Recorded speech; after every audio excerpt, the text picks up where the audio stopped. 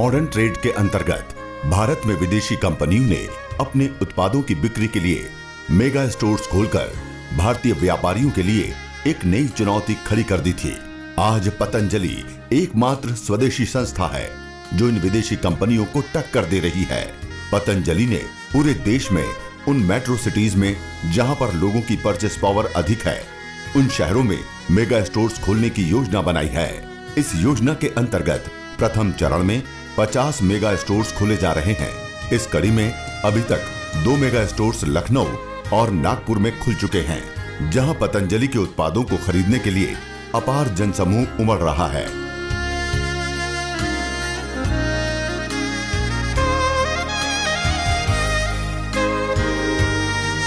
प्राचीनता को आधुनिक आकर्षण के साथ प्रदर्शित करने का पतंजलि का देश में ये पहला प्रयास है। आइए देखते हैं लखनऊ व नागपुर में शुरू हुए पतंजलि मेगा स्टोर्स के उद्घाटन की कुछ झलकियां।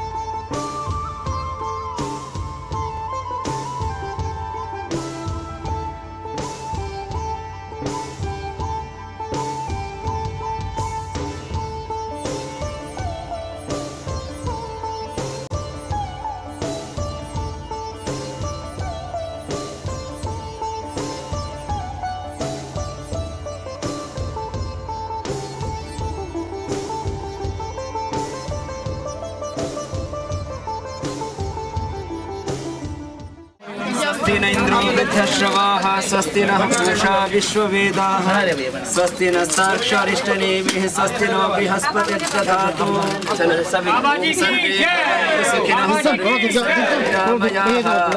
सर्वे भद्राणि पश्यन्तु मा कश्चित् दुःखभाग् भवेत्। ॐ असतो मा सद्गमय तमसो मा ज्योतिर्गमय मृत्योर्मा अमृतं गमय। ॐ सर्वे भवन्तु सुखिनः सर्वे सन्तु निरामयाः सर्वे भद्राणि पश्यन्तु मा कश्चित् दुःखभाग् भवेत्। ॐ शान्ति शान्ति शान्तिः।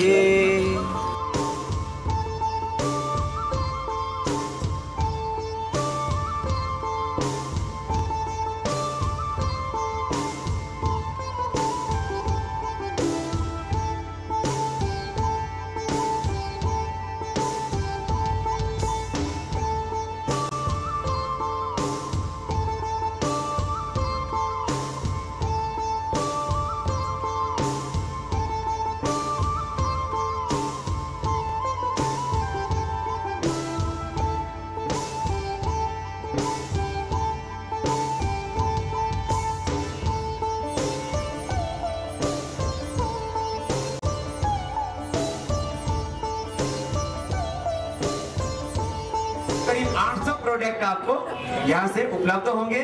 और अभी यहाँ वैद्य की सेवा की आज व्यवस्था नहीं है, आगे से यहाँ अलग अलग जैसे 10 स्थानों पर यहाँ पर वैद्यों की सेवा के साथ पतंजलि चिकित्सालय है, तो यहाँ वैद्य की सेवा भी जल्दी उपलब्ध करा देंगे, तो सारा लाभ आपको यहाँ से मिलेगा। तो ये आप सबके लिए आज एक बहुत बड़ा अवसर है। और हम एक बात और कहना चाहते हैं, जो आप में से दुकानदार है ना, दुकानदार क्या करे, दुकानदार स्वदेशी सामान, खाली पतंजलि का नहीं, जो भी स्वदेशी ब्रांड है, दुकानदार स्वदेशी ब्रांड को आगे रखें, विदेशी ब्रांड को पीछे रखें, तो ये भी देश की सेवा का ही काम होगा। ऐसा तो कर सकते हैं भाई, दुकान हमारी है, देश हमारा है, ग्राहक हमारे हैं, पैसे हमारे हैं, फिर इन विदेशी कंपनियों की गुलामी क्यों करें हम लोग। ठीक है, उनको बाहर महात्मा गांधी की तरह बहिष्कार नहीं कर रहे, उनको जला नहीं रहे, फूक नहीं रहे, लेकिन थोड़ा पीछे तो धकेलो, अपनों को आगे लाओ।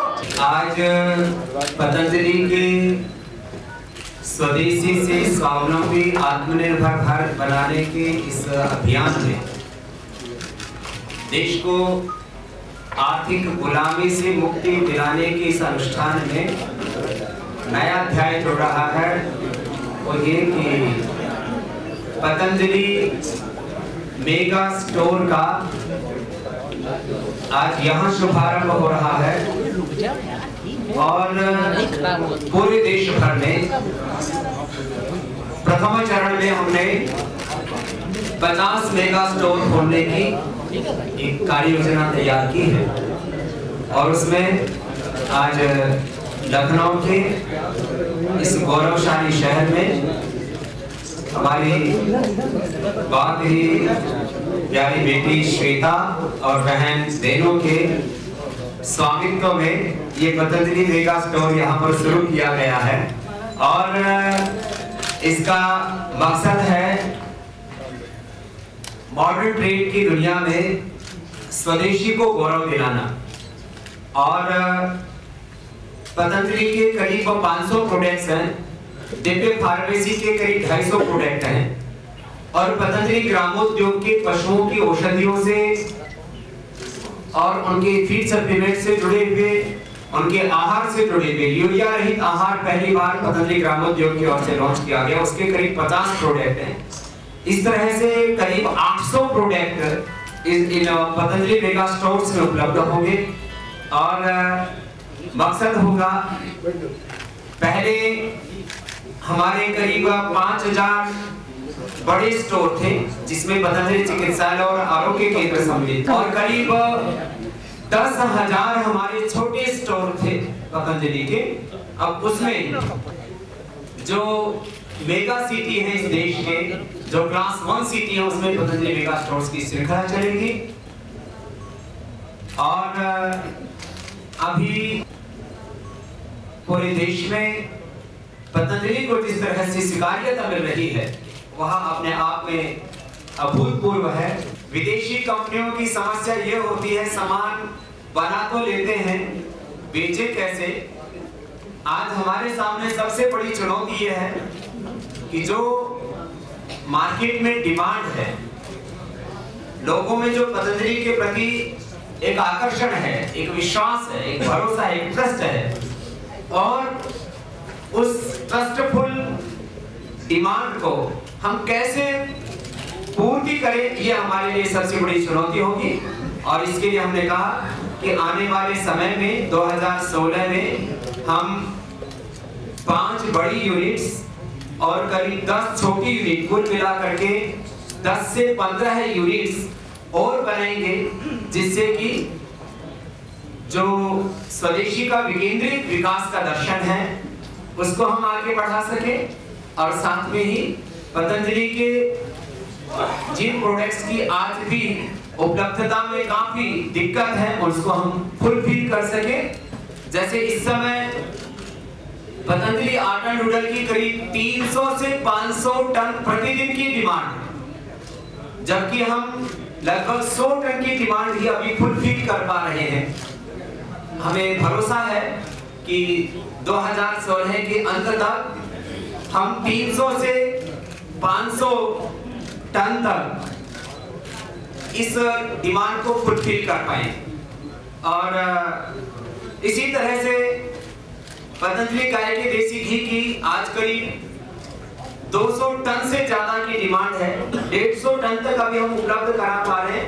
अगले 2 महीने में हमारा प्रयत्न होगा कि हम 200 टन तक की भी पतंजलि गाय के देसी घी की हम पूर्ति कर पाए।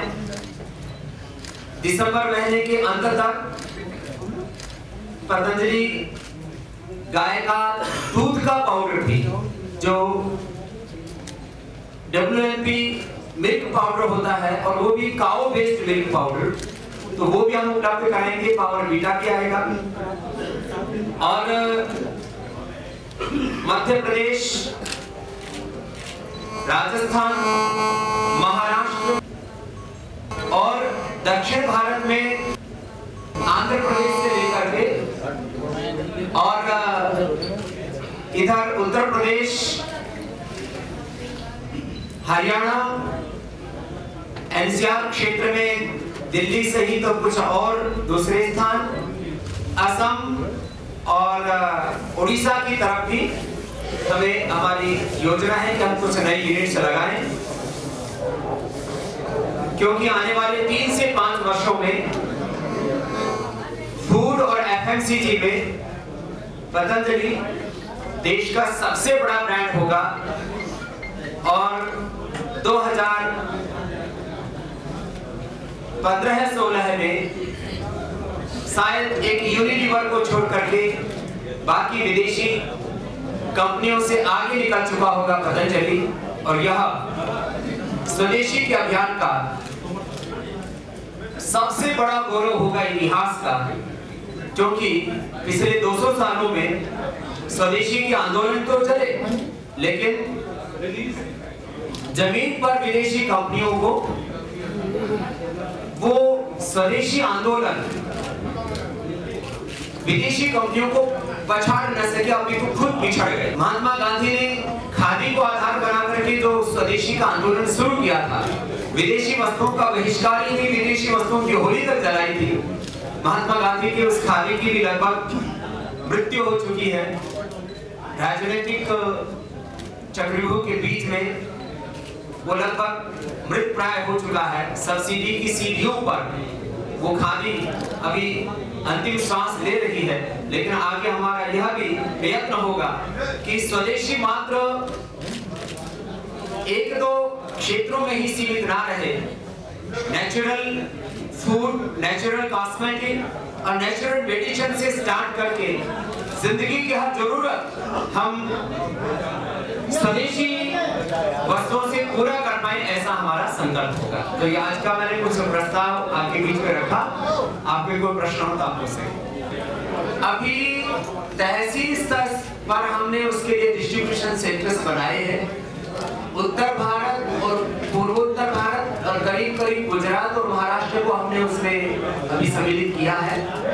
करीब उसका इस समय इस वर्ष 100 से 150 करोड़ के बीच में टर्नओवर होगा। आगे हमारा क्योंकि इस अभी 10 से 15 करोड़ का प्रति माह बिक रहा है वो, और ये पहली बार हमने किया है कि यूरिया रहित हमने पशु आहार बनाया है। और बाकी जो पशुओं के फीड सप्लीमेंट, चाहे वो कैल्शियम की कमी है, चाहे उनको एनर्जी बूस्टर के तौर पर, या थनेला जैसे रोगों से लेकर के और उनको फीवर जैसी बीमारियों से लेकर के किसानों को बहुत समस्याओं से जूझना पड़ता है, क्योंकि पशुओं की प्रामाणिक औषधि से देश में आयुर्वेदिक नहीं मिलती है। और सबसे बड़ी समस्या यूरिया वाले आहार में यहाँ होती है कि जो यूरिया वाला आहार मिल रहा है, पूरी मार्केट में यूरिया वाला आहार है, और गवर्नमेंट ने 2% यूरिया डालना अलाउ कर रखा है, क्योंकि उससे उनके प्रोटीन की पूर्ति होती है और पशुओं का थोड़ा दूध बढ़ता है। लेकिन उसकी हानि ये होती है कि उससे पशु नए दूध नहीं होते हैं और वो बाद में पशु कत्लखानों में कटने के लिए चले जाते हैं। तो हमने पहली बार ये प्रयास किया कि यूरिया रहित पशु दुग्धामृत करके हमने वो जो है ब्रांड लॉन्च किया है। और आप लोगों की जानकारी के लिए उससे पशुओं का दूध भी बढ़ रहा है और कोई हानि नहीं है। गवर्नमेंट ने 2% अलाउ किया था यूरिया डालना, लेकिन बाजार में 4% तक लोग यूरिया डाल रहे थे, जो कि पशुओं के लिए बहुत खतरनाक। एक तो मैं मीडिया के बंधुओं से अनुरोध करूंगा कि अभी जो विदेशी कंपनियां जिनका पूरी दुनिया में सिक्का चलता है, एक तरह से उनका एकाधिकार है और सैकड़ों हजारों करोड़ रुपए भी वो किसी अभियान को तबाह करने के लिए खर्च कर सकते हैं। तो हमारे सामने इस समय 3 चुनौतियां हैं। एक विदेशी कंपनियों के षड्यंत्र, दूसरे राजनीतिक दृष्टि से पॉलिटिकली जिनकी आइडियोलॉजी, जिनके प्रिंसिपल्स और पॉलिसीज हमसे मेल नहीं खाती, ये दूसरी चुनौती है। और तीसरा ये है कि जो लोग भारतीय धर्म, दर्शन, अध्यात्म और संस्कृति को सम्मान नहीं करते, उनको ऐसा लगता है कि एक हिंदू परिवार में पैदा हुआ एक भारत का योगी सन्यासी इस अभियान को चला रहा है, तो इसके ऊपर कई प्रकार के दूसरे भी ऐसे लोग जो इस सात्विक अभियान को आगे बढ़ते हुए नहीं देखना चाहते, वो चाहेंगे कि इस पर कई तरह से आक्रमण किया जाए। मैं एक ही बात कहता हूँ, पतंजलि के किसी भी प्रोडक्ट में यदि किसी को लगता है कि इसमें कहीं कोई गड़बड़ी है, पहले तो हम जिम्मेदार हैं ही, नैतिक दृष्टि से भी और कानूनी दृष्टि से। लेकिन किसी भी प्रोडक्ट को सीलबंद अवस्था में ही उसके ऊपर कोई कंप्लेंट आती है तो उसके ऊपर हम खबर बनाएं, उसको दिखाएं, उसका स्वागत। लेकिन अब किसी आदमी ने अभी पिछले दिनों एक बदमाशी की, हमने उसके ऊपर भी केस लिख दिया। घी का पैकेट खोल के 15 दिन फ्रिज में रखा या महीने भर फ्रिज में रखा, बाद में कहा कि घी में फफूंद आ गई। हिंदुस्तान के बच्चे से लेकर के बुजुर्ग तक ये आदमी जानता है, पूरी दुनिया जानती है कि घी और तेल में कभी फफूंद नहीं आती है। ये माने पदार्थ विज्ञान, सृष्टि विज्ञान, साइंस, टेक्नोलॉजी किसी भी चीज के खिलाफ है कि आप घी में फफूंद कैसे आ सकती है, तेल में फफूंद कैसे आ सकती है। तो घी में जब जो उसका कार्टन है वो काट करके आप 15 दिन रखिए। पहले दिन आप सब्जी रखिए, अगले दिन तक वो सब्जी की पन्नी के ऊपर पानी आपको ओस मिलेगी, उसमें आप घर में रखते हो, मॉइस्चर आ जाता है उसमें। तो घी में फफूंद लगना, इसकी खबर बनाई, हमने उसके ऊपर केस किया।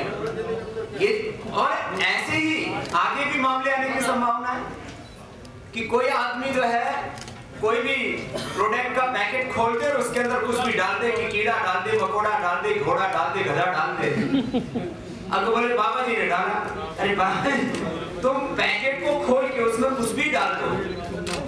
अभी भी हमारे प्रोडक्ट्स की पूरे अलग अलग प्रदेशों में जांच चलती रहती है, हम उसका स्वागत करते हैं कि भाई जांच से सच के ऊपर आंच नहीं आ सकती, आपका काम ठीक होना चाहिए। तो पहले भी हमने करीब 1000 बार जांचों को झेला है और उसमें हम खड़े उतरे। पहले भी हमारे ऊपर जांच की गई तो आरोप क्या लगाए गए, बोले बाबा के प्रोडक्ट जांच में फेल। आगे कहा गया लेबलिंग की दिक्कत आई कि उसमें आरोग्य लिखा हुआ था, हल्दी फेल नहीं हुई, हल्दी के ऊपर आरोग्य हल्दी ऐसा क्यों लिखा था, ब्रांडिंग की प्रॉब्लम थी। उसको भी हमने कानून की दृष्टि से लड़ा और उसमें भी हम जीते कि आरोग्य क्यों नहीं लिख सकते हैं। तो इस तरह से पतंजलि के ऊपर आगे कुछ लोग ये भी षड्यंत्र करेंगे कि पतंजलि का कोई भी पैकेट खोला और उसमें कुछ भी डाल दिया और फोटो खींच के किसी ने फेसबुक पर डाल दिया, किसी ने किसी अखबार में छपवा दिया और हड़बड़ तड़बड़ में कई बार लोग जो है ब्रेकिंग न्यूज बनाने के चक्कर में या उसमें अग्रेसिवली उसको कवर करने के चक्कर में थोड़ी सी जांच कर ले तो मुझे लगता है उससे बात साफ साफ हो जाए। पतंजलि से जो भी प्रॉफिट हो रहा है और होगा वो 100% देश की सेवा में लगेगा। आगे हमारी योजना है कि हम इस देश में करीब 500 आचार्य कुलम बनाए, हर एक जिले में एक आचार्य कुलम बनेगा और उसमें कुल करीब आने वाले 5 से 10 वर्षों में 10,000 करोड़ रुपए सेवा में लगेंगे। लखनऊ में भी आचार्य कुलम की शायद 2016 में ही नींव पड़ जाएगी और 1 साल में बनकर के वो तैयार हो जाएगा। आज ही एक अग्रवाल मधु है हमारे यहाँ के, उन्होंने 10 एकड़ जमीन का लखनऊ के साथ ही यहाँ पर जहाँ पर एक तरह के एजुकेशन हब बना हुआ है वहीं पर उन्होंने लैंड दान करने के लिए आज प्रस्ताव दिया। तो ऐसे पूरे देश भर में आचार्य कुलम बनेगा तो उसमें लखनऊ में मुझे लगता है आचार्य कुलम वाली प्रक्रिया भी सबसे आगे है। देश में असहिष्णुता ना थी, न है और न कभी हो सकती। भारत का सांस्कृतिक ताना बाना और हमारी जो परंपरा है, हमारे समाज का जो ढांचा है वो स्वाभाविक रूप से ही सहिष्णु है। उसमें हिंदू, मुसलमान, सिख, ईसाई धार्मिक दृष्टि से, राजनीतिक दृष्टि से, आर्थिक दृष्टि से, सामाजिक दृष्टि से किसी भी प्रकार की कोई असहिष्णुता नहीं है। ये राजनीतिक तौर पर एक मुद्दा बनाया गया है असहिष्णुता का, मोदी जी को नीचा दिखाने। सरकारों की मजबूरियां हो सकती हैं कि वो WTO के नियमों का पालन करें, वो FDI लेकर के आए या ना लेकर के आए, ये उनकी अपनी पॉलिसीगत बात हो सकती है। हमने ये तय किया है कि हम जहां तक बन पाएगा हर क्षेत्र में स्वदेशी को सबसे ऊंचा रखेंगे। और जिस तरह से हमने विदेशियों को भगाया, ऐसा एक वातावरण देश में तैयार करेंगे, लोगों को स्वदेशी का सही विकल्प उपलब्ध करा करके कि विदेशी कंपनियों को देश छोड़ने के लिए बाध्य होना पड़े। और आप देखना आने वाले 3 से 5 वर्षों में ये चमत्कार हिंदुस्तान में होगा। वैदिक शिक्षा और आधुनिक शिक्षा, इसके समन्वय से, माने प्रथम कक्षा से हम बच्चों को संस्कृत में पढ़ाएंगे और अंग्रेजी में पढ़ाएंगे, बाकी साइंस, टेक्नोलॉजी, कंप्यूटर सब कुछ उसमें होगा। सीबीएसई से भी ज्यादा इसका अच्छा कोर्स होगा। और उसके लिए एक वैदिक शिक्षा बोर्ड बनाने का प्रस्ताव हमने आदरणीय मोदी जी को दिया है एचआरडी मिनिस्ट्री में, उसके ऊपर कार्य चल रहा है। मुझे पूरा विश्वास है कि 2016 में हमारा वैदिक शिक्षा बोर्ड भी बन जाएगा। और आचार्य कुलम की जो श्रृंखला है वो लखनऊ से लेकर के अलग अलग प्रदेशों से लेकर के पहले 1-2 शहरों में और बाद में 500 जिलों में आचार्य कुलम हमारी शीघ्र ही बनी। हिंदी, संस्कृत, अंग्रेजी और अन्य भारतीय भाषाओं को समान रूप से गौरव देने का निर्णय लिया है। तो अन्य भारतीय भाषाओं में उर्दू भी सम्मिलित है। हम भाषा का कहीं पर भी किसी भी तरह से उसमें असहिष्णुता नहीं रहना चाहिए। अभी इस साल हम हिंदुस्तान का फुलफिल नहीं कर पाए, अगले साल हमारा विचार है कि हिंदुस्तान में भी हम प्रोडक्ट्स को फुलफिल करा पाएंगे और अगले साल से हम एक्सपोर्ट पर भी ज्यादा बल देंगे और उसमें भी हजारों करोड़ रुपए पतंजलि का एक्सपोर्ट होगा, उससे हमारा विदेशी मुद्रा का उद्धार। देखो यूनिलीवर में इस तरह से खलबली मची हुई है कि उसका जो इंटरनेशनल जो सीईओ है वो शायद पहले एक बार भी साल में नहीं आते थे, अभी 2 बार आ चुके हैं, तीसरी बार आने की तैयारी है। 2-3 दिन पहले की बात है, अभी यूनिलीवर की एक बड़ी मीटिंग हुई और उसमें अपने अधिकारियों को और उनसे जुड़े व्यापारियों को ये ढाढ़स बंधाते दिखे यूनिलीवर के लोग, भाई पतंजलि से खतरा नहीं है यूनिलीवर को, तो खतरा नहीं है तो हमारी बात क्यों कर रहे? तो अब यूनिलीवर में खलबली मची है। उनका आयुष जो एक ब्रांड उन्होंने लॉन्च किया था उसको कहीं पर स्वीकार्यता नहीं मिली है। सबको पता है ये केमिकल्स का जहर बेचने वाले, उनको आयुर्वेद के अमृत का क्या पता है? आयुर्वेद तो अमृत आना। और अभी कुछ देसी ब्रांड जरूर यूनिलीवर खरीद रहा है। अभी कोई तेल खरीदा 300 करोड़ में, क्योंकि इसका तो कोई ब्रांड है नहीं आयुर्वेद में। तो पतंजलि का यदि शेयर मार्केट देखा जाए तो वो जो अध्ययन करने वाले उनका विषय है। हम लोग कभी भी मार्केट सर्वे पर ज्यादा भरोसा नहीं करते, हम लोग काम किए जाते हैं। इतनी जरूर बात है कि लोगों की फर्स्ट प्रायोरिटी पतंजलि है।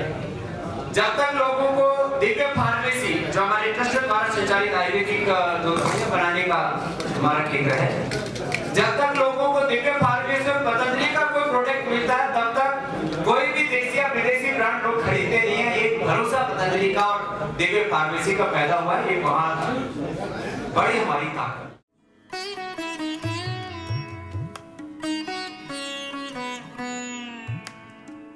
योग ऋषि स्वामी रामदेव बाबा की प्रेरणा से बना world's number 1 ayurvedic brand Patanjali, 100% swadeshi product, low price with 100% charity from profit. Patanjali अब आपके शहर में। हरिश्चंद्र एंड सन्स द्वारा संचालित इंडिया फर्स्ट 2500 स्क्वायर फीट में फैला मेगा स्टोर इन नागपुर, जहाँ मिलेंगे आपको पतंजलि के सभी प्रोडक्ट्स की रेंज एक ही छत के नीचे।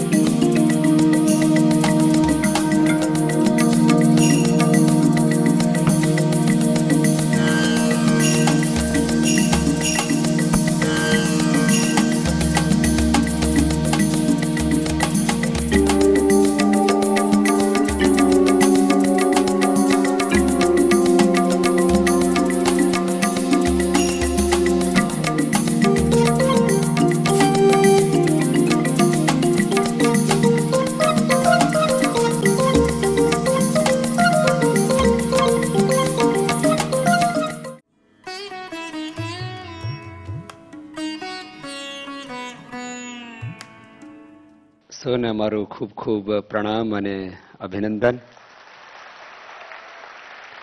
આ નર્મદ વીર નર્મદ દક્ષિણ ગુજરાત યુનિવર્સિટી જેના 50 વર્ષ પૂરા થઈ રહ્યા છે, એ તમારું પણ ગૌરવ છે અને અમારું પણ ગૌરવ છે. એ તો ગૌરવ કોઈ એકનું ના હોય, ગૌરવ તો સૌનું હોય. કોઈ મહાપુરુષ એક જ્ઞાતિના ના હોય, સૌના હોય. કોઈ એક વ્યક્તિ પણ એક વ્યક્તિ માત્ર ના હોય. હું તો મારા સંબોધનોમાં કહું છું અને એ વિચારને હું જીવું છું. અમે એક માત્ર વ્યક્તિ નહીં છીએ, હું સમગ્ર રાષ્ટ્રનો પ્રતિનિધિ છું, હું ભગવાનનો પ્રતિનિધિ છું, હું સત્ય અને ધર્મનો પ્રતિનિધિ છું, હું આખા બ્રહ્માંડનો પ્રતિનિધિ છું. એવો ભાવ આપણા હૃદયમાં હોવા જોઈએ. आज आप 50 वर्ष पूर्ण होने पर गौरव मना रहे हैं. અતીતનું ગૌરવ, વર્તમાનનું પુરુષાર્થ અને સ્વર્ણિમ ભવિષ્યનું સ્વપ્ન આપણા હૈયામાં હોવું જોઈએ, તો જ આપણે આગળ વધી શકીએ. जिस व्यक्ति में, जिस समाज और राष्ट्र में अतीत का गौरव नहीं होता, वर्तमान का प्रचंड पुरुषार्थ नहीं होता और स्वर्णिम भविष्य का स्वप्न नहीं होता, वो कभी भी कुछ नहीं कर सकता. आप ऐसे लोग हैं जो अतीत के गौरव को अपने हृदय में समेट करके प्रचंड पुरुषार्थ करते हुए स्वर्णिम भविष्य के निर्माण के लिए प्रतिबद्ध हैं. मैं सर्वप्रथम यहां के विद्यार्थियों का अभिनंदन करता हूं, क्योंकि उनकी वजह से यूनिवर्सिटी है.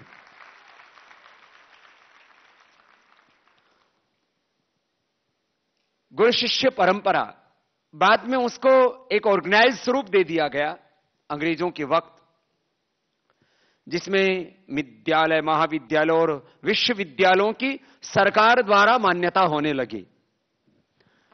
अब मैं आज यहां कोई टिप्पणी नहीं करूंगा. ज्यादातर जगह यहां ऐसा नहीं है. बेपढ़े लिखे लोग पढ़ने का प्रमाण पत्र देते. कई बार यहां तो अच्छा है, अभी देश में भी ठीक ठाक चल रहा है.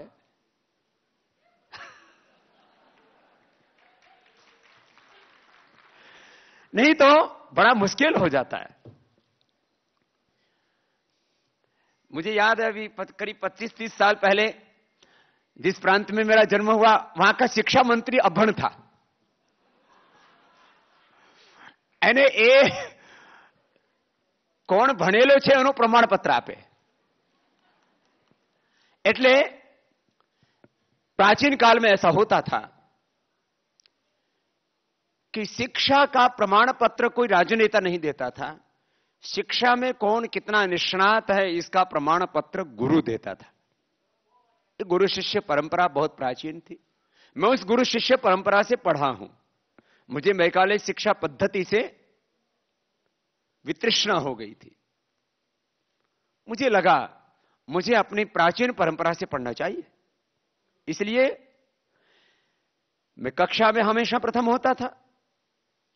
सेकेंड हैंड बुक लेके पढ़ता था. पुरानी पुस्तक लेकर के उनको, वो गेहूं का आटा होता है ना, उसको पानी में गर्म करके उसको लही बोलते थे. उसको लगा के और अखबार फखबार चिपका के अगले साल जितने में खरीदता था उससे ज्यादा में बेच देता था. पढ़ाई पूरी कर लेता था, पुस्तक नहीं फाड़ता था, पुस्तक अपने अंदर उतारता था. जो पुस्तक अपने पास में नहीं होती थी उधार लेके पढ़ लेता था. और बाद में मैंने व्याकरण शास्त्र, दर्शन शास्त्र, आयुर्वेद शास्त्र, वेद शास्त्रों का अभ्यास किया. यह अलग बात है कि मैं विश्वविद्यालयों में इस तरह से नहीं पढ़ा हूं, क्योंकि मैंने कहा मैं गुरु शिष्य परंपरा का विद्यार्थी हूं. लेकिन 5 विश्वविद्यालयों ने मुझे डॉक्टरेट की डिग्री दी. मैं डिग्री लेने के लिए जाता नहीं था. तो लोगों ने कहा समझिए आपको क्या डिग्री देना, आप आओगे तो हमारा गौरव बढ़ेगा. तो मैंने कहा चलो तुम्हारा गौरव बढ़ता है तो आ जाते हैं. मैंने कोई भी सर्टिफिकेट संभाल के नहीं रखा. क्या करना, अपने को कोई नौकरी थोड़ी करनी है. हमने नौकरी नहीं की, लेकिन 1 लाख से ज्यादा लोगों को हमने नौकरी दी है. 1 લાખથી વધારે લોકોને નોકરી આપી. શાના માટે? કે બધાના જીવનમાં સમૃદ્ધિ થાય. અરે અમે તો ફકીર છીએ પણ બધા અમીર થાય.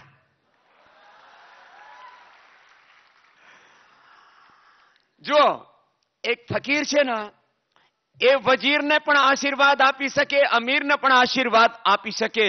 એ ફકીર થવાનો મજા ના જુદા છે. જેને થવાનું હોય ને મારી સાથે ચાલજો. વાત કરતો હતો. અભિનંદન છે વિદ્યાર્થીઓનો, અને અમારા કુલગુરુ કહો, કુલપતિ કહો, એ ખૂબ દક્ષ છે, એટલે નામ પણ દક્ષેશ છે. દક્ષ, જે દક્ષ હોય ને, દક્ષને આપણા સંસ્કૃતમાં કહેવાય કુશલ. યોગા કર્મસુ કૌશલમ. જો એક હોય નોલેજ, એક હોય સ્કિલ. તમારામાં નોલેજ છે, સ્કિલ ના હોય ને, દક્ષતા ના હોય, કુશળતા ના હોય, તો એ નોલેજ બેકાર થઈ જાય. તો કુશળતા સાથે આ વિશ્વવિદ્યાલયને ગૌરવ જે આપી રહ્યા છે એવા દક્ષેશ ઠાકરને પણ ખૂબ ખૂબ આજે અભિનંદન. તમે તાલી વગાડો ના, એનાથી તમારો ફાયદો શું થાય? તમે આમ તાલી વગાડો, એનાથી તમે ઉર્જા મળે, તમને ઉર્જા મળે, આરોગ્ય મળે, તમારો ઉપચાર થાય અને બીજાનો સત્કાર થાય. તો દક્ષેશભાઈને ખૂબ ખૂબ અભિનંદન.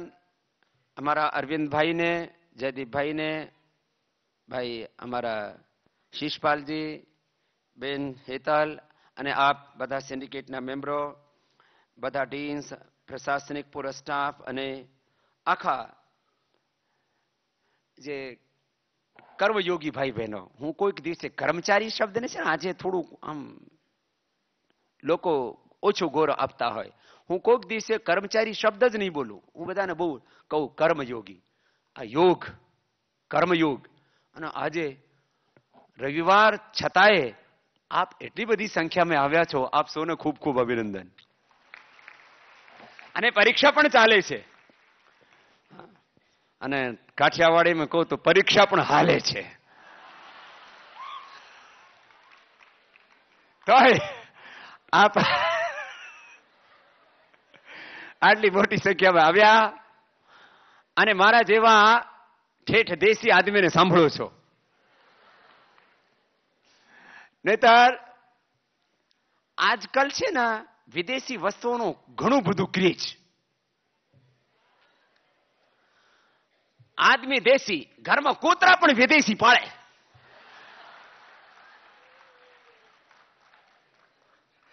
હિન્દુસ્તાનના કૂતરાની બિચારાની ઇજ્જત જ નહીં.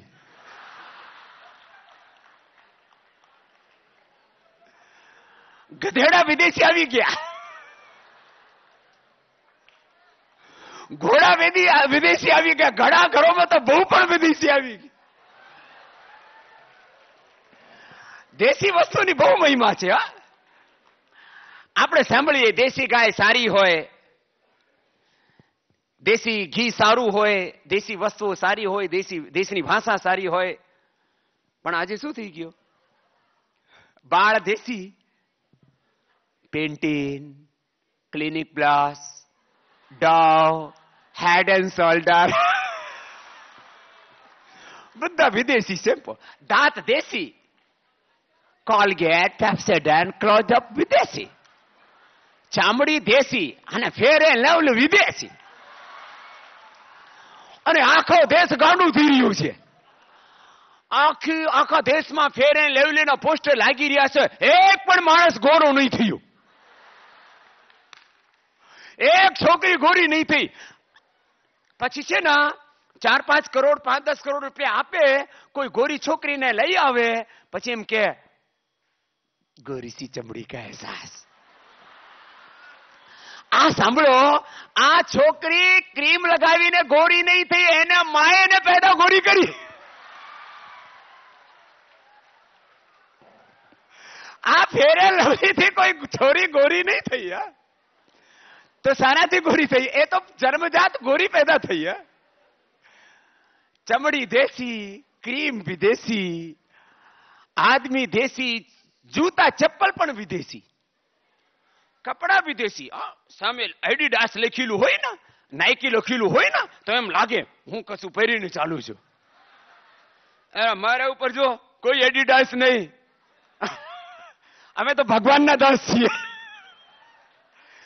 કોઈ એડિડાસ નહીં, કોઈ નાઇકી નહીં. આ ભાગ કાપડામાં કશું નહીં. તમારા વસ્ત્ર કેવા છે એ મહત્વની વાત નહીં, તમારું ચરિત્ર કેવું છે એ મહત્વની વાત છે.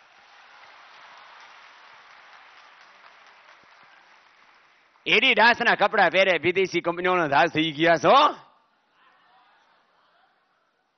સ્વદેશીનો ગૌરવ હોવું જોઈએ, ગુજરાતી હોવાનું ગૌરવ હોવું જોઈએ, ભારતીય હોવાનું ગૌરવ હોવું જોઈએ. અને અમે ઋષિપુત્ર છીએ, અમે ઈશ્વરની સંતાન છીએ, એવું ગૌરવ આપણા હયામાં હોવું જોઈએ. આજે છે ને છોકરાઓમાં પણ અમે છે ને અમે પાટીદાર છીએ, અમે પટેલ છીએ, અમે બ્રાહ્મણ છીએ, આમ છીએ ને તામ છીએ ને. તમે માણસ છો, માણસ બનીને રહો.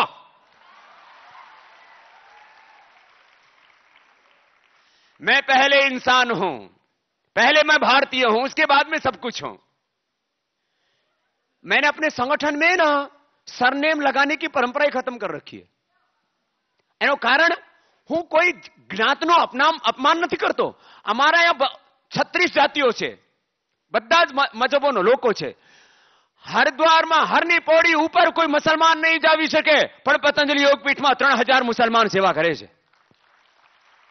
મારા મનમાં કોઈ હિન્દુ કે મુસલમાન કે શીખ કે ઈસાઈ, હું જાતે હિન્દુ પરિવારમાં પેદા થયું અને મારું ગૌરવ છે. એમાં શું વાંધો? અરે ભાઈ, ભગવાને પેદા કર્યું ને, એમાં મારો શું દોષ? ભાઈ એ તો ભગવાનની વ્યવસ્થા. આપણે જે કુળમાં પેદા કરી દીધા, આપણે પેદા થઈ ગયા, અને આપણે અટકાવી શકીએ આ વાતને? તો ભગવાને આપણે જ્યાં પેદા કરી દીધું એમાં સંતોષ રાખો. एक बात सांभळो, भगवान ने हमको किस जाति में, किस कुल में, किस परिवार में, किस वंश में पैदा किया, ये कोई बहुत बड़ी बात नहीं. भगवान ने हमें इंसान के रूप में पैदा करके हमें सारा सौभाग्य दे दिया है. हमें भगवान ने इंसान बना दिया, बाकी हम सब कुछ खुद बन सकते हैं. ऐसा सामर्थ्य अपने भीतर है, और उसी सामर्थ्य को विद्या के द्वारा, ज्ञान के द्वारा जागृत करना है. इसके लिए ये विद्यापीठ, ये यूनिवर्सिटी हमें वो ज्ञान देती है, वो प्रकाश देती है, वो सामर्थ्य देती है, जिससे कि हम अपने सोए हुए देवत्व को, सोए हुए ज्ञान को, सोई हुई शक्ति को, सोए हुए सामर्थ्य को हम जगा सके. मैं छोटी छोटी बात 3 विषयों में करना चाहता हूं. एक, मनुष्य का सामर्थ्य क्या है. दूसरा, हमारे राष्ट्र का सामर्थ्य क्या है. और तीसरा, ज्ञान का सामर्थ्य क्या है. 3 શબ્દો છે. મનુષ્યનું સામર્થ્ય, ભારતનું સામર્થ્ય અને જ્ઞાનનું સામર્થ્ય. मैंने कभी भी सोनिया गांधी और राहुल गांधी की तरह पढ़ करके नहीं बोला. एक तो પણ એ જુઓ, સોનિયા ગાંધી છે ને, એક એ ભણીને પણ હિન્દી બોલી શક્યા, એ પણ સારી વાત કહેવાય. અને ભણીને કેમ નથી બોલતો? કેમ કે આપણે છે ને, જે બોલવાનું અને સાંભળવાનું જે કામ છે ને, ये अगले मनुष्य को देख के करना पड़ता है. आप सब यहां बैठे हो, तो मेरा ही कर्तव्य है कि मुझे यहां बोलने के लिए कहा गया है, तो मैं आपसे 5 मिनट बात करूं, 10 मिनट बात करूं, वो बात आपकी जिंदगी में कुछ काम आए. मैंने गरीबी को देखा है और गरीबों को देखा है. मैंने अभावों और संघर्षों में अपने जीवन की यात्रा शुरू की है. फिर मैंने अमीर को देखा, अमीरों को देखा, अमीरी को देखा, सब कुछ देखा. एक निष्कर्ष पर मैं पहुंचा. इसलिए मैंने कहा, मनुष्य का सामर्थ्य, कोहम काचमे शक्ति ही इति चिंतित मुहुर्मुहु. आचार्य चाणक्य कहते हैं, मनुष्य को बार बार यह सोचना चाहिए, मैं कौन हूं, मेरी शक्ति क्या है, मेरा सामर्थ्य क्या है. और जो ऐसा सोचता है उस सोच से, उस विचार से, उस संकल्प से वो आगे बढ़ता है। और इस प्रश्न पर यदि हम गंभीरता पूर्वक सोचते हैं, विचार करते हैं, तो इस निष्कर्ष पर पहुंचते हैं। और मेरी जीवन की यात्रा भी यहीं से शुरू हुई। मैं बचपन में भगवान राम के, भगवान कृष्ण के और सब महापुरुषों के, चंद्रशेखर, राजगुरु, सुखदेव, भगत सिंह, महाराणा प्रताप, छत्रपति शिवाजी महाराज, सरदार वल्लभ भाई पटेल, इन सब महापुरुषों के चित्र देखता था। और चित्र देख करके मेरे मन में आता था, ये सब भी मेरे जैसे ही हैं, इनके भी मेरे जैसा ही मस्तिष्क है, मेरे जैसे ही दो हाथ हैं, इनके भी मेरे जैसे ही दो पैर हैं। तो जब ये महापुरुष बन सकते हैं तो मैं भी जिंदगी में कुछ बन करके दिखाऊंगा। ये बचपन में मेरे मन में विचार आते थे, जब मैं बिल्कुल छोटा था। तो फिर मैं बड़ा हुआ तो धीरे धीरे धीरे धीरे मैंने सोचा कि ये सब क्या करते थे, तो मुझे वही करना है और दूसरा कुछ सोचना ही नहीं। तो मुझे पता लगा कि सब महापुरुष अपने जीवन में पुरुषार्थ करते थे। क्या करते थे? थोड़ा मेरे साथ सम्मिलित हो जाओ। क्या करते थे? पुरुषार्थ। पढ़ते समय विद्या में पुरुषार्थ, कर्म करते समय कर्म में पुरुषार्थ, बोल रहे हैं तो बोलने में पुरुषार्थ, ध्यान कर रहे हैं तो अपने मन को नियंत्रित करने का पुरुषार्थ। जो है जीवन में सब पुरुषार्थ है। और पुरुष का अर्थ ही पुरुषार्थ है। पुरुष का मतलब स्त्री पुरुष नहीं, पुरुष माने आत्मा। आत्मा का प्रयोजन ही पुरुषार्थ है। और आज मैं आपके सामने जो कुछ खड़ा हूं, पुरुषार्थ की वजह से खड़ा हूं। और जो पुरुषार्थ करेगा वो पुरुष से महापुरुष बन जाएगा। जो पुरुषार्थ करेगा उसको जीवन में समृद्धि मिलेगी, समाधान मिलेगा, प्रसिद्धि मिलेगी, जीवन की सारी सफलताएं मिलेंगी। आज हर एक बच्चे को करीब 25 साल तक ट्रेनिंग दी जाती है, डिफरेंट प्रकार के एजुकेशन दिए जाते हैं, डिफरेंट प्रकार के एनवायरनमेंट दिया जाता है। हमारी समझ विकसित करने के लिए हमें एक डिफरेंट प्रकार का एनवायरनमेंट देते हैं, डिफरेंट प्रकार की ट्रेनिंग देते हैं, डिफरेंट प्रकार के स्किल्स में हमें ट्रेंड किया जाता है। अलग अलग परिस्थितियों में हमें कैसे जीना है उसके लिए तैयार किया जाता है। और उससे हमारी एक समझ, एक अंडरस्टैंडिंग विकसित होती है। जैसे हमारी अंडरस्टैंडिंग होती है वैसे हमारे थॉट्स होते हैं, जैसे हमारे थॉट्स होते हैं वैसे हमारे इमोशंस होते हैं, एम्बिशंस होते हैं, हमारे डिजायर्स होते हैं। जो भी बोलो, understanding, thoughts, desires and then action. उसको 4 शब्दों में हिंदी में बोलो तो समझ, विचार, भावनाएं, कर्म। जैसी समझ होती है, जैसे अंडरस्टैंडिंग होती है, वैसे थॉट्स, जैसे थॉट्स होते हैं वैसे इमोशंस, हो जैसे इमोशंस होते हैं वैसे हम एक्शंस करते हैं और उनका फिर फल मिलता है। ये 5 चीजें हैं पूरी जिंदगी में और कुछ भी नहीं है। ज्ञान, विचार, भावनाएं, कर्म और कर्म का फल। इसके ऊपर ध्यान नहीं आजकल। हम ज्यादा मैटेरियलिस्टिक हो गए हैं, ज्यादा भौतिक सोच में ज्यादा जीने लगे हैं। भौतिक विकास बहुत जरूरी है। हमें विकसित होने के लिए विद्याभ्यास दिया जाता है। हम विकसित हों, सभ्य बने, सिविलाइजेशन के लिए सारी प्रक्रिया की जाती है। किसी भी व्यक्ति को, समाज को, राष्ट्र को सभ्यतम बनाने के लिए ज्ञान की प्रक्रिया है। लेकिन हो क्या रहा है? मनुष्य के लिए विकास की बात तो हो रही है, मनुष्य का विकास पीछे छूट रहा है। दोनों तरह का अभ्यास हमारा हो, मनुष्य का विकास हो और मनुष्य के लिए विकास हो, तो इस धरती पर चारों ओर स्वर्ग का वातावरण होगा। ऐसा विद्या का अभ्यास हमें करना है। और ऐसे विद्या के अभ्यास को देने के लिए हमारे सभी अग्रज, सभी हमारे अलग अलग विभागों के डीन, आचार्य, प्राचार्यगण, करीब 225 कॉलेज हैं आपके साथ, करीब 2 से 2.25 लाख विद्यार्थी आपके साथ जुड़े हैं। इतना बड़ा विद्या का आप कार्य कर रहे हैं वीर नर्मद इस दक्षिण गुजरात यूनिवर्सिटी के माध्यम से। एक बार पुनः मैं आपकी इस पुण्य पुरुषार्थ का बहुत बहुत अभिनंदन करता हूं, आपको बहुत बहुत बधाई देता हूं। और इस कार्य के लिए देखो, कार्य तो कार्य होता है, उस यूनिवर्सिटी तो एक जड़ तत्व है। इसको संचालित करने के लिए एक चैतन्य चाहिए, और उस चैतन्य में जो नेतृत्व देने वाला होता है वो इसका कुलगुरु होता है, कुलपति होता है। हमारे भाई दक्षेश ठाकर जी बहुत दिव्यता से, बहुत पुरुषार्थ करते हुए उन्होंने जो है अंधेरों में उजालों के दीप जलाए हैं।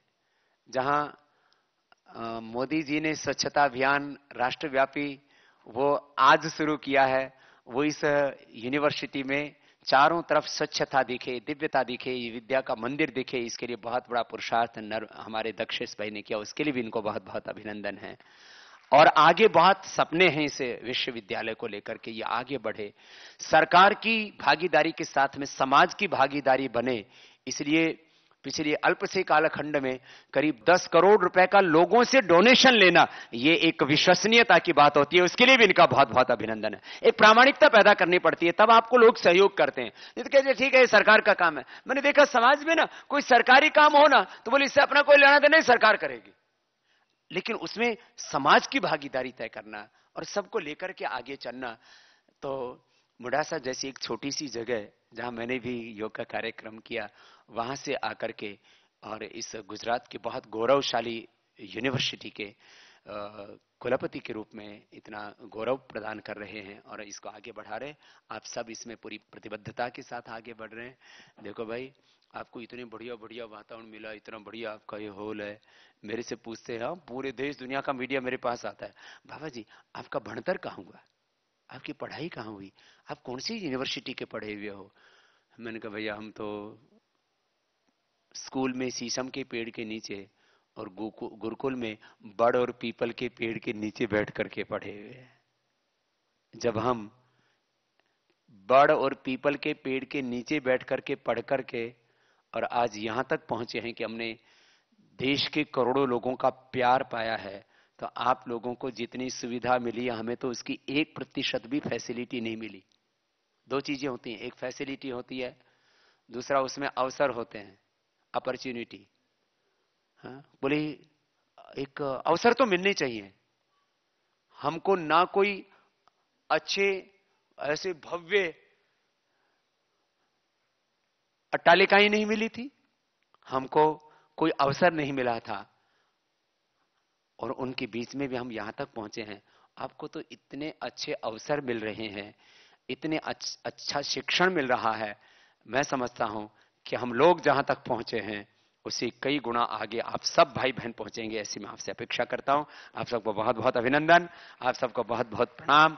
आप ऐसे ही आगे बढ़ते रहे, आप आगे बढ़ते रहे, इस वीर नर्मद की आत्मा को तृप्ति मिले कि मैंने जो गर्वी गुजरात का उद्घोष दिया था वो गुजरात बहुत आगे बढ़ रहा है, गुजरात के बालक और बालिकाएं बहुत आगे बढ़ रहे हैं। उनको गौरव हो आपके कर्मों से, आपके आचरण से, आपके चरित्र से, आपके पुरुषार्थ से। वीर नर्मद को गौरव हो। दक्षिण गुजरात यूनिवर्सिटी खाली गुजराती नहीं, आपके ऊपर पूरे राष्ट्र को गौरव हो। ऐसे आप सब विद्यार्थी यहां से बन के दिखाएंगे। आप सबको मेरी बहुत बहुत शुभकामनाएं, आप सबको मेरा बहुत बहुत प्रणाम, अभिनंदन। आपके 50 वर्ष जैसे बहुत उज्जवल है, आने वाले 50 वर्ष और उज्जवल हों और अगले 50 वर्षों के बाद में मैं फिर दोबारा यहां आऊं, ऐसी मेरी आपको बहुत बहुत शुभकामनाएं।